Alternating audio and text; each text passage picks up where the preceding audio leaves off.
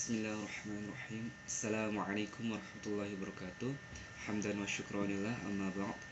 Perkenalkan, nama saya Reza Muhammad Rifaldi dari kelas IK4 dengan NIM 41821153 akan menjawab soal UAS mata kuliah Pendidikan Agama Islam.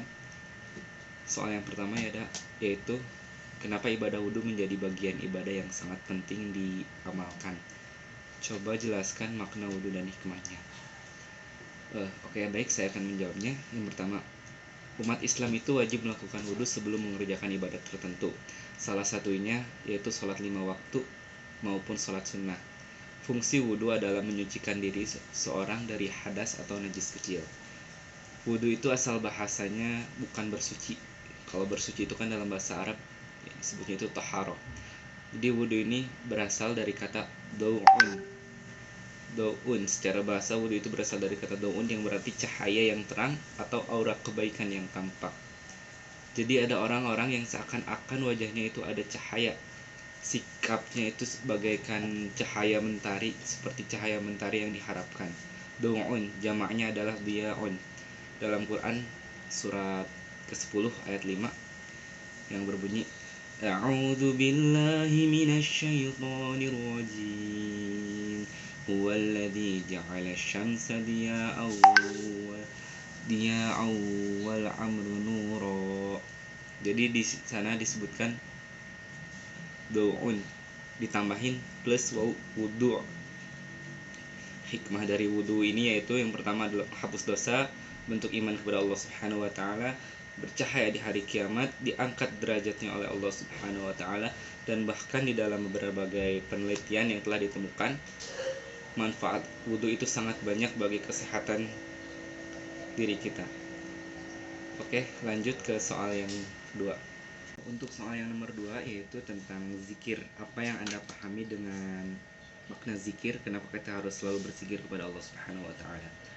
Perlu diketahui bahwasannya zikir itu berasal dari kata bahasa Arab dzakara yadhkuru.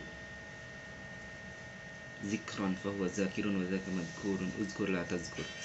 Yang artinya itu adalah mengingat, menyebut, dan mengenang. Zikir dalam amalia agama adalah mengingat atau menyebut nama Allah Subhanahu wa taala. Zikir terdiri dari dua macam, yaitu zikir lisan dan zikir hati. Adapun zikir lisan yaitu mengucapkan kalimat thayyibah atau membaca ayat dan doa-doa tertentu yang bersumber dari Al-Qur'an dan As-Sunnah, hadis Nabi Muhammad SAW.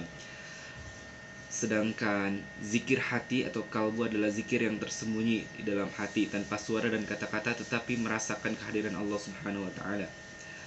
Sebagaimana Allah Subhanahu wa taala berfirman di dalam Al-Qur'an, A'udzu billahi minasyaitonir rajim.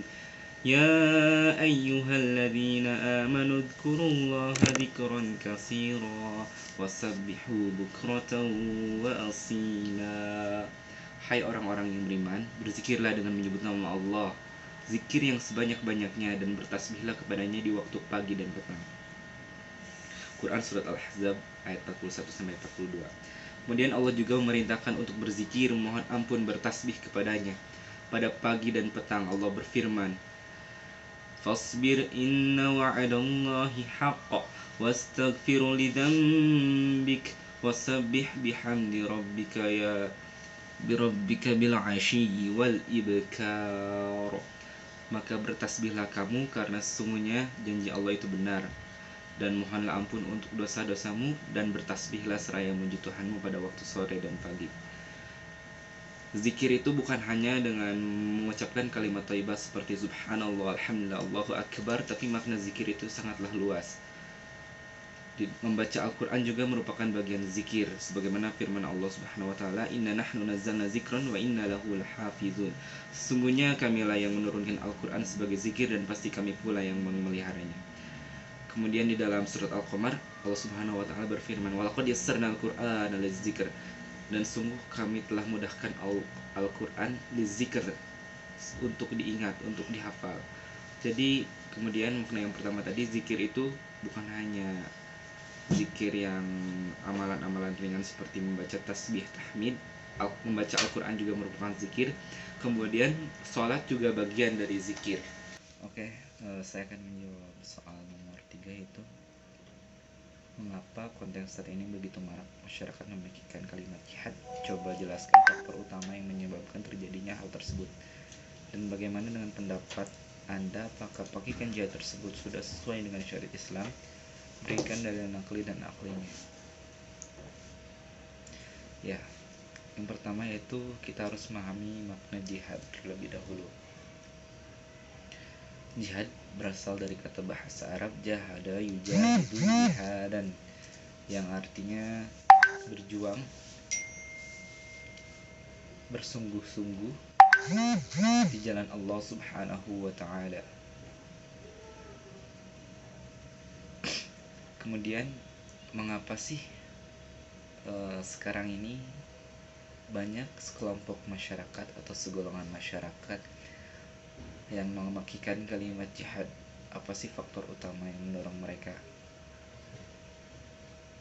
Mungkin sebagian masyarakat berpikir bahwa jihad itu hanyalah soal perang ataupun ingin memerangi sekelompok orang yang tidak sesuai dengan hati mereka atau tidak sejalan dengan ajaran mereka, hingga menyebabkan sekarang itu ada yang seperti bom bunuh diri hingga menentang pemerintahan yang sah dan lain sebagainya. Mungkin itu diakibatkan oleh sebuah ketidakadilan yang terjadi dalam masyarakat, sehingga mereka ada rasa keresahan yang menimbulkan mereka itu ingin berjihad melawan pemerintahan yang sah atau kekuasaan yang sah. Oleh karenanya, ini menjadi sebuah poin penting bagi kaum muslimin, bahwasanya jihad, berperang atau berjuang di jalan Allah Subhanahu wa Ta'ala haruslah adalah seorang amir, yaitu khalifah min khilafatil muslimin, seorang pemimpin dari kaum muslimin, seorang amirul mukminin, langsung yang memerintahkan untuk berjihad. Kita tidak bisa berjihad seenaknya, sewenang-wenangnya berjihad tanpa adanya perintah dari Allah dan Rasulnya ataupun dari seorang amirul mukminin. Dikarenakan saat ini seorang amirul mukminin belum ada, makanya umat Islam berjihad yang paling baik itu, dalil aklinya yaitu analoginya seperti ini. Berjihad yang paling penting itu sebagaimana sabda Rasulullah SAW. 3. Bismillahirrahmanirrahim. Selanjutnya saya akan menjawab pertanyaan nomor 4, yaitu bagaimana awal mula lahirnya teologi dalam sejarah Islam. Apa yang Anda pahami dengan istilah arbitrase?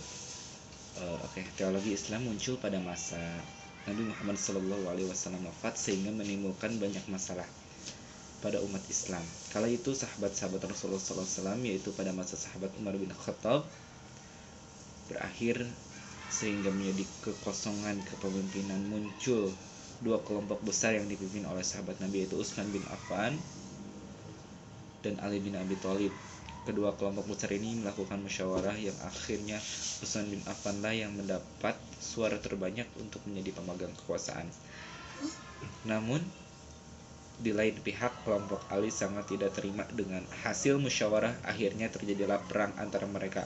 Itulah awal mulanya munculnya teologi Islam. Hingga kemudian kesini bermunculanlah teologi Islam, kelompok-kelompok Islam yang menyimpang seperti Murji'ah, Mu'tazilah, Syiah, Khawarij dan lain sebagainya. Hingga dari sanalah sejarah awal mulanya teologi Islam muncul. Kemudian apa yang disebut dengan arbitrase? 2, 3. Arbitrase adalah suatu proses pemeriksaan suatu sengketa yang dilakukan secara judisial seperti oleh para pihak yang bersengketa, dan pemecahannya akan didasarkan kepada bukti-bukti yang diajukan oleh para pihak-pihak. Mungkin itu untuk jawaban nomor 4. Selanjutnya ke nomor 5. Kemudian untuk soal nomor 5, yaitu bagaimana pendidikan akhlak yang ideal di Unicom menurut Anda. Di sini saya akan menjawab, pendidikan akhlak yang paling ideal di Unicom itu dengan penanaman pola sikap dan pola pikir para mahasiswa itu harus diarahkan kepada pola pikir dan pola sikap yang islami, yang mana di Unicom pun terdapat beberapa UKM yang memang mengarah kepada keislaman seperti PTQ, pengembangan tilawah Quran, yang mana visi dan misinya agar anak-anak Unikom itu mampu membaca Al-Quran dengan baik dan benar. Kemudian ada juga LDK UMI, Lembaga Dakwah Kampus Unikom, yang visi dan misinya menjadikan kampus Unikom adalah kampus yang islami. Oleh karena itu kita harus senantiasa berupaya bersama-sama bekerja sama agar pendidikan dan penerapan akhlak yang ideal di Unikom adalah menggiring para mahasiswa dan mahasiswinya agar senantiasa dekat dengan Islam. Para mahasiswanya dekat dengan masjid, di mana masjid Unikom ini menjadi pusat pendidikan keislaman dan pendidikan akhlak yang baik bagi seluruh mahasiswa maupun para dosen-dosen untuk membina para mahasiswa dan mahasiswinya di Unikom agar senantiasa akhlaknya itu menjadi akhlakul karimah, menjadi akhlak-akhlak yang baik yang senantiasa menopang kehidupan bermasyarakat dan bermahasiswa menjadi lebih baik lagi ke depannya. Mungkin itu saya, sekian dari saya atas jawaban-jawaban dari 5 soal UAS ini. Mohon maaf apabila masih banyak kekurangannya. Terima kasih kepada Bapak dosen Kiai Haji Yudi Irfan Daniel. Terima kasih atas segala arahan dan bimbingannya. Mohon maaf dari saya. Assalamualaikum warahmatullahi wabarakatuh.